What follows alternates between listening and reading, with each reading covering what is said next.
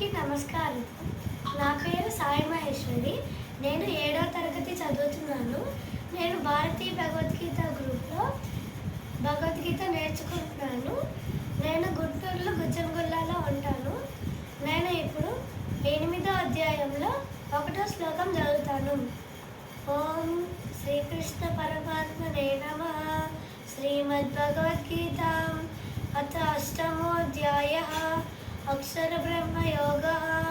అర్జున ఉవాచ కిం తద్బ్రహ్మ కిమధ్యాత్మం కిం కర్మ పురుషోత్తమం అధిభూతం చ కిం ప్రోక్తం అధిదైవం కిముచ్యతే.